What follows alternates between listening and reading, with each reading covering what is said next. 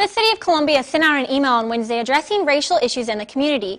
Simply not smoking these for 12 hours causes the levels of carbon monoxide in the blood to return to normal.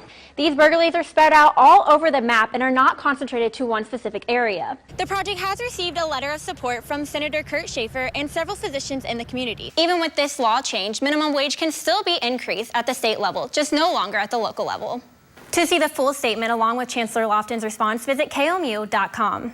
Breakthrough research could mean there will soon be treatment for the most common kind of muscular dystrophy. Good afternoon, I'm Morgan Young. And I'm Jim Reek. Thanks for joining us. KOMU 8's Haley Hughes is here at the desk to break down what researchers have found. Haley, what do you have for us? Last night I told you that the researchers have found a cure or found a treatment for dogs. Well, today I was told they are confident treatment is possible for people in just 2 years. If your kid were diagnosed with that disease, then from the moment you get that diagnosis, you know that's done, that's it. They're going to die at the age that most of us just graduated from college and we're having the best part of our life. That disease is Duchenne muscular dystrophy, or DMD. It is the most common form of muscle disease in boys, which causes the muscles of those affected to degenerate.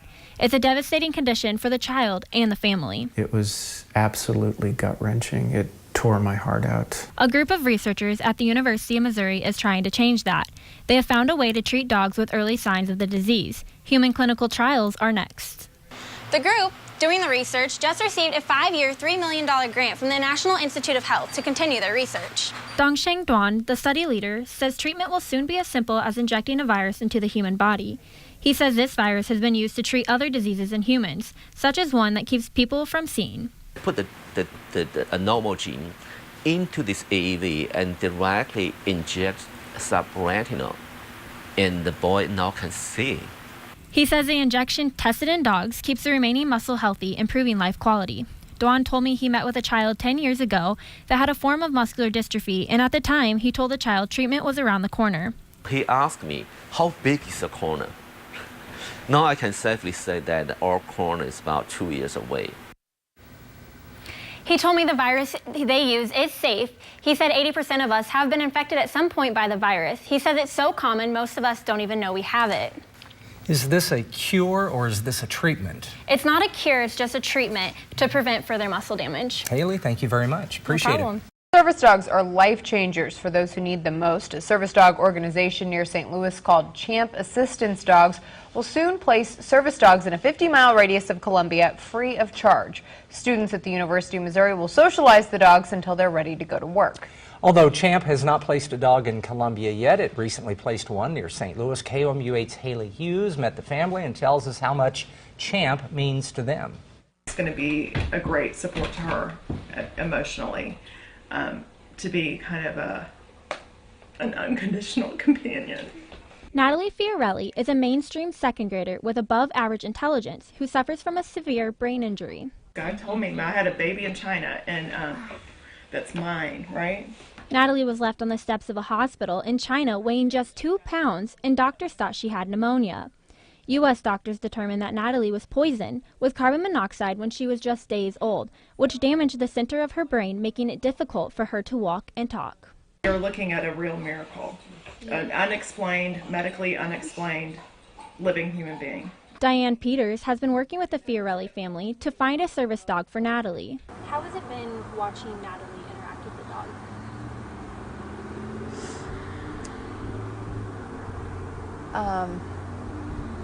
It almost, oh dear, I'm going to cry. It's wonderful. When you have difficulty doing things, whether it's speaking or moving, that can be so isolating. And that dog is always there. I didn't expect it to be this great. I knew it was good for her, but I just didn't know it was going to be this great. Natalie was matched with a dog named Bentley. Bentley started here in Columbia's Puppies with Purpose program, and when he got about 1.5 years, he left the program and started with Champ.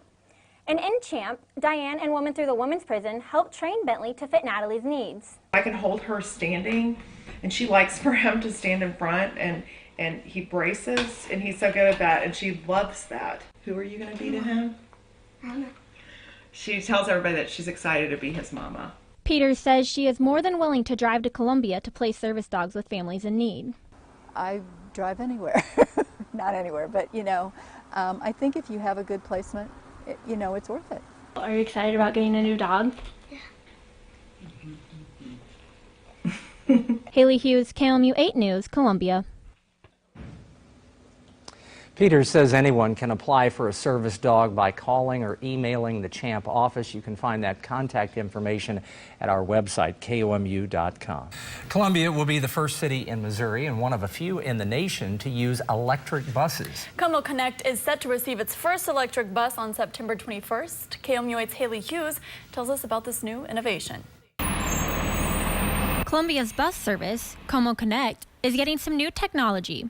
It will be the first bus station in Missouri to use an electric bus. This is an opportunity for us to really do something different and cutting edge that will hopefully have an impact that may result in just better service overall for the community. Brooks says electric buses will save on average $5,000 per bus each month in operating costs. The buses also have no exhaust, producing little emission. And they operate quietly compared to the diesel buses in circuit now. As we get into a lot of routes that run through neighborhoods, we hope that we'll see a benefit to the neighborhoods and that it's a very quiet vehicle to operate. A company called BYD brought a demo bus to Columbia this summer. Brooks says they received very positive feedback. However, for citizen Kate Fauzik, well, the first time I attempted to ride the electric bus, they stopped at my stop and I found out that they weren't going to be able to take me. the bus ran out of juice. Brooks says the buses are made to last 250 miles on a full charge. He said it is unlikely Como Connect will do without diesel buses for reasons like this. Brooks says the use of electric buses could mean lower fares in the future. Haley Hughes, KMU 8 News, Columbia. 3 more electric buses are expected to arrive in Columbia in January. Wouldn't it be nice to do something that you love and also help those in need? Well, that's what some archery hunters in Columbia want to do. Share the Harvest is a statewide program. KOMU8's Haley Hughes tells us about the program and who benefits. With deer season underway, hunters have the opportunity to make a difference in the lives of those in need. Hunters can donate their extra deer to a participating processor who will then package and store the meat until it's transported to a distributing agency. I mean, hunters are just a really cool facet of our public, that they love what they do and they love to share what they do with others. Last year, Missouri hunters donated around 200,000 pounds of deer. Food solicitor Don Moore says just under 9,000 pounds of that went to the food bank for central and northeast Missouri, which equaled about 20,000 meals.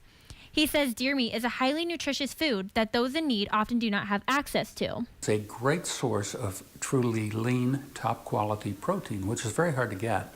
We all know the cost of meat at the grocery store.